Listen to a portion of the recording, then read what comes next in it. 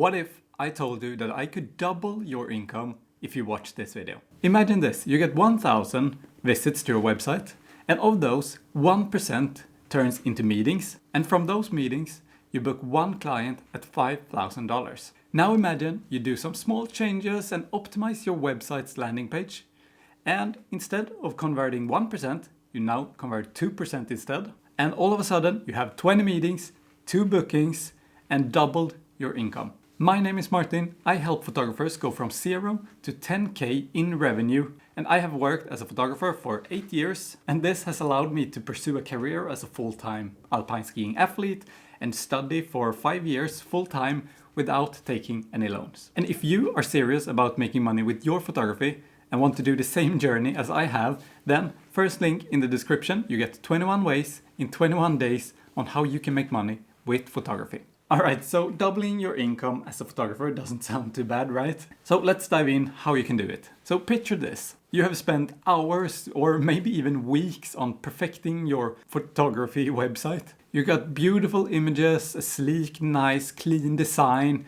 You might even have a really nice logo, and people visit your website, but then poof, they are gone, no one is booking. Let's fix that in this video. The top section of your website is what we call the above the fold section. And this section is actually where most photographers lose potential clients. It is the first thing that people see, and if it doesn't really click for them, well then you won't get any bookings, no emails, and no one is going to contact you. And most important of all, no one is going to pay you. But now let's fix this together. And there is only 5 things that you need, but you do need all of them. So make sure to watch until the end of the video so that you can get all 5 of these right. And these 5 things should be the first thing that the visitors see when they visit your webpage. So let's take my website here, for example, and fix it. So the first thing that you need is a clear headline. And this headline should be something that we call a transformation statement. It is laser focused on a specific target audience and showcases a unique differentiation. Your transformation statement is your key to unlocking the curiosity and attention from your potential clients. With that said, I am no copywriter, but I do have a clear structure that I like to follow when I create my own transformation statements. And I have 2 different versions, and they go a little bit like this. We help X capture, create, or photograph Y with or without Z. Or we photograph Y for X without Z, where X is a starting point, Y is an end point, and Z is the differentiation. And these transformation statements are super powerful because they answer 3 questions that the visitors will have when they come to your website. And those 3 questions are: who do you serve? So the starting point. Number 2, what do you help them to do? In other words, the end point. And why should they care? So the differentiation. So here are a few examples that I made. We help race organizers capture images with emotions without the stress of managing photographers. Or we help sport brands turn their live events into scroll-stopping content that boosts visibility and drives engagement. So right away, your potential clients will know who is this for, and in my examples, the event organizer or sport brands. And number 2, what do I offer them? So sports photography in this case. And then number 3, why is it unique? And that is sort of either my style, or that I do it if you compete within price, or that you're super fast. So it's something that sets you apart. And this is short, clear, and super powerful. So try to do this for your own photography brand and think of how you can write a transformation statement for your potential client. So use the same framework that I presented and do it for yourself. Now moving on to the second step and the second thing that you need, and that is social proof. And this is your credibility and the second thing that should be visible when someone visits your site. And social proof can be a few different things. It could be testimonials from previous clients, but it could also be numbers and metrics from also previous works that you have done.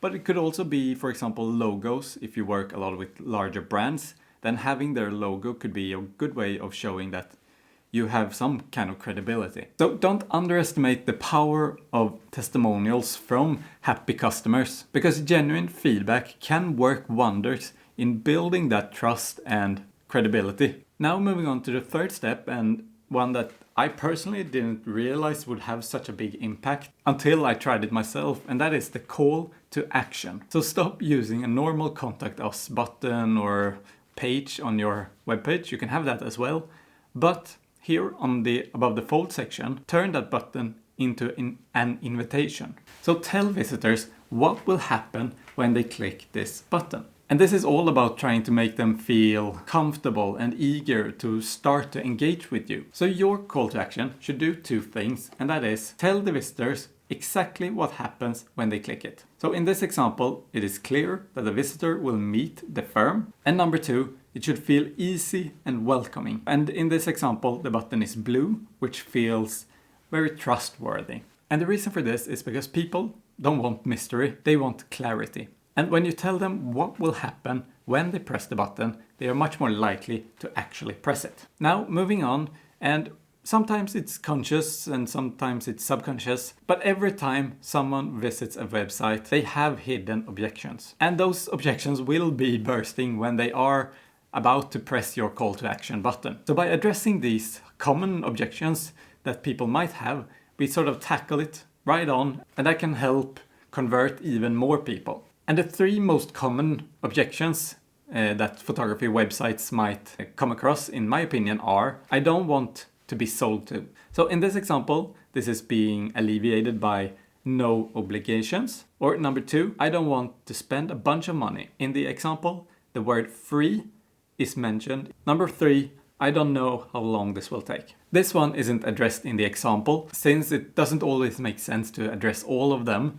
because it might be a little bit too much. But if you would like to, then you could add something like, just free advice in under 30 minutes. And now, any visuals that you have or might want to add, they should be like the Robin to your Batman. I know you're a photographer and you might think that the photos are the most important part, but in my opinion that is wrong. There is a reason why I chose to have it last on this list, because they should be there to support your copy, which is the most important. Only use images that directly support your message, and also consider adding friendly faces that are slightly looking towards the call to action button. So if you notice in this example, notice how the model's head is ever so slightly turned towards the call to action. And studies have shown that this actually helps increase the click-through rate on that button. So don't just throw in your most epic drone shot. Instead, pick one image that really fits and talks to you, your target audience, and try to find one that speaks to their emotions. So,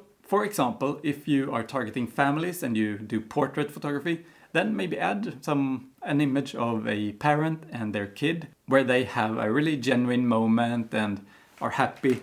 Or if you shoot maybe more brand stuff, show a confident client mid-shoot. And now, if you want to learn more on how to make money with your photography, the first link in the description will get you 21 ways in 21 days on how to make money with your photography. And if you like this video, I am sure you will like this one as well, on how you can 10x your photography bookings using something called personal leverage.